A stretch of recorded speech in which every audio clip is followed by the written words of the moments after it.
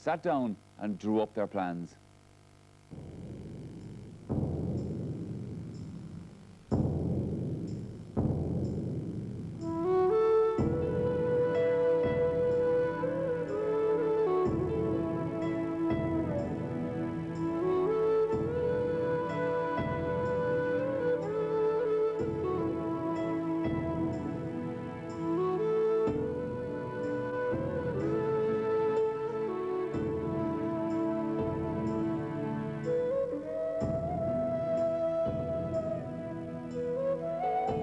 A very young GAA way back in 1896, when the GAA, as I said, they were just starting off after being founded in 1884.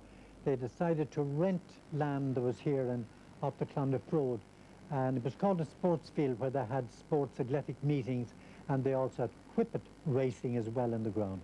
But the man who owned the ground, the Butterleys, they went into difficulties regards money, and it was decided that they would auction that particular piece of land. It was 14 acres, 27 perches of land there. The GAA at the time had no money, so they couldn't buy it. But in stepped a Limerick man, Frank Deneen, and he was a sports journalist who wrote for the Freeman's Journal.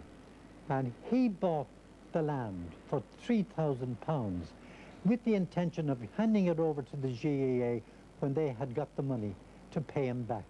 Now the GAA, as I said, had to run off a lot of tournaments, so they had the Croke Memorial Tournament, and they invited Kerry and Louth to play in that particular, and the first match was a draw.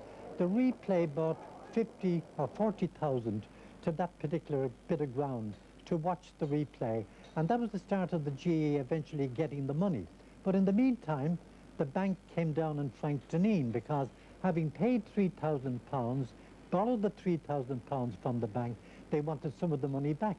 So Frank Deneen was in a bit of a cleft stick, because he decided that in order to get some money for the bank, he would sell 4 acres to the Jesuit fathers who then ran Belvedere College.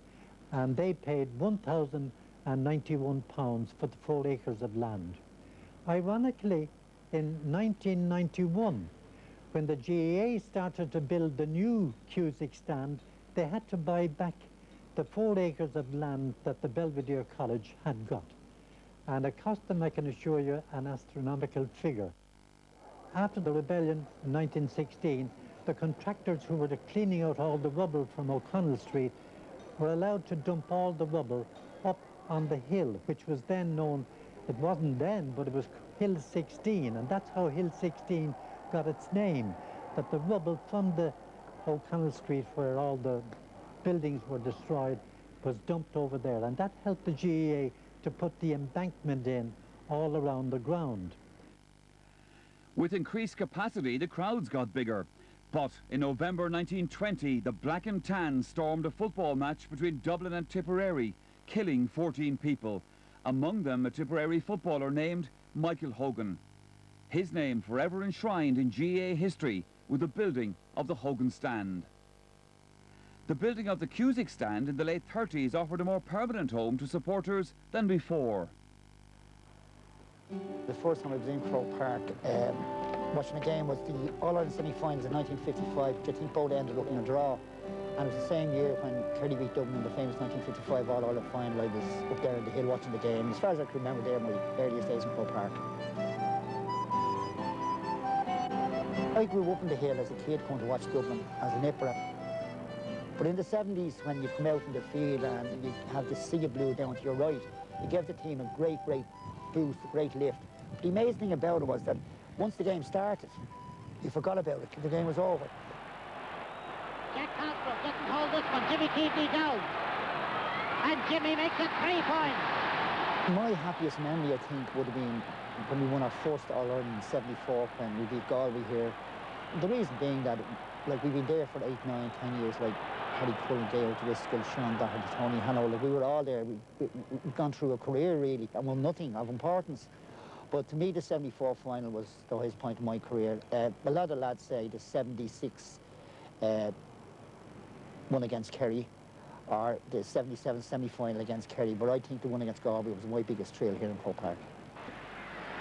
And the barefooted wonder with the ball now. And it must be, it is, it's a goal! That's our life.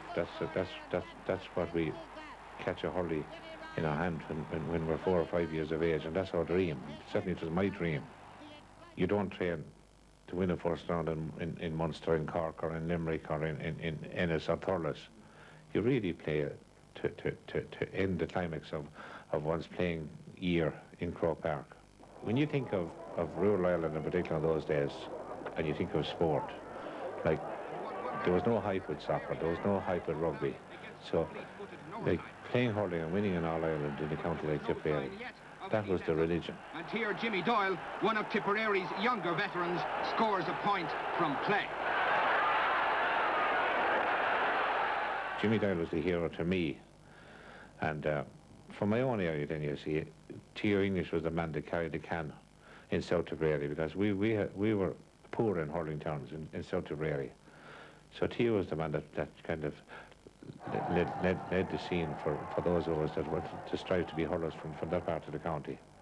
But as I said, Jimmy Doyle was one of the greats, and his skill and style will never be matched. 1959 saw Europe's most modern stand come on stream as the new Hogan further increased Croke Park's capacity. Not that everyone could be satisfied, of course. No change there. The popularity of the games ensured thousands descended on the capital from all corners of Ireland for match day. Long queues down Jones's Road became the norm, dressed in their Sunday best and ready for the big heave.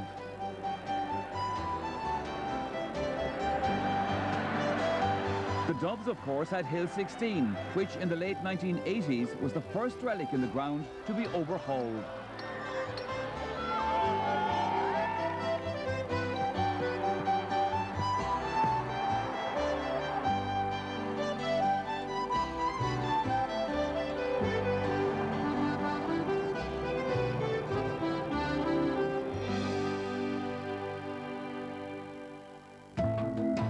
Times were demanding a complete regeneration, and the GEA decided to appoint a man who could deliver a new, improved Croke Park.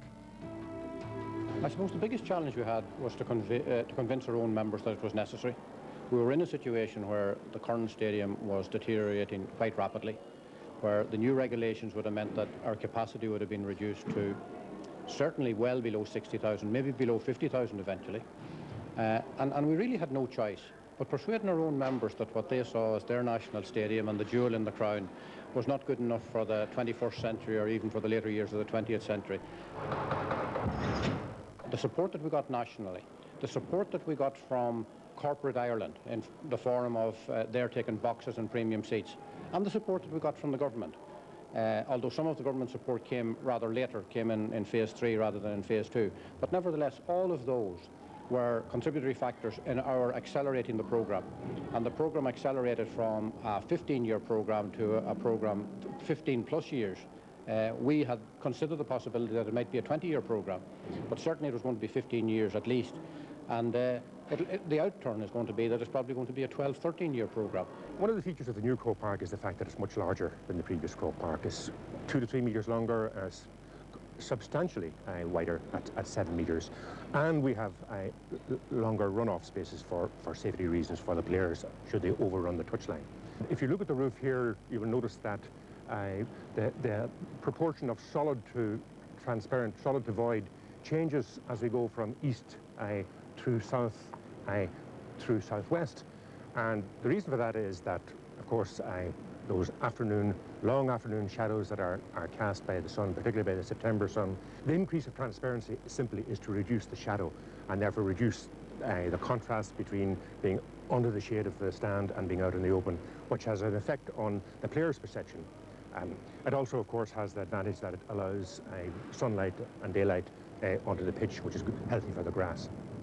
Okay, I'm going to walk now to the very point where which is the end of the old Croke Park. In other words, for people who have been in the old railway end, the very, very back wall of the railway end, and I'm going to stop precisely where that wall was, and it's just precisely at this point here.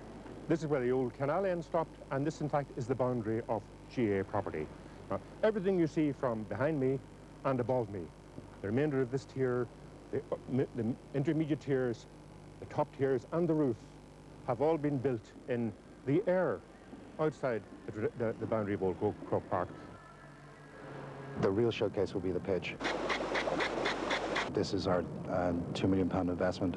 We've taken the best of consultancy and looked at many different stadiums as to what's the best surface to put down. The system that's now installed is suitable to cater for any sort of rainfall. An extension of the drainage system, there is also an incorporated air system which works on a vacuum via a fan below the south stand. So that can suck literally any amount of water off during the course of a day. Now what you're seeing there is a plastic polypropylene string. It's stitched in by specialist machines. There is a string stitched within the surface at every 1.9 centimetre or 19 millimetres. There is 100 million linear metres of string within the pitch surface when it's completed. The surface will be absolutely 100% divot-free. It's a very, very modern surface there. There's going to be a lot of care that'll have to go into this one. I was only used to walking with humps and bumps, but as I say, I'm looking forward now to the experience of this. Like but from next year on now, there's specialised courses in this type of a pitch, and that's something we'll be looking into. So hopefully now next year I'll be off on courses on it for to be upgraded, as they'd say.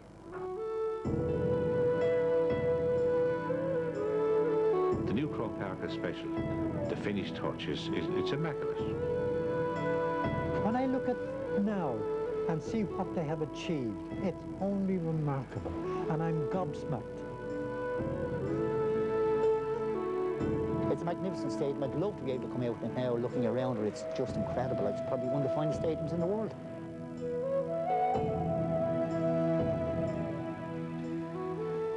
Well, no better game to relaunch the famous venue than the meeting of Dublin and Meath. Now, the venue may have been attractive. Just went in attack that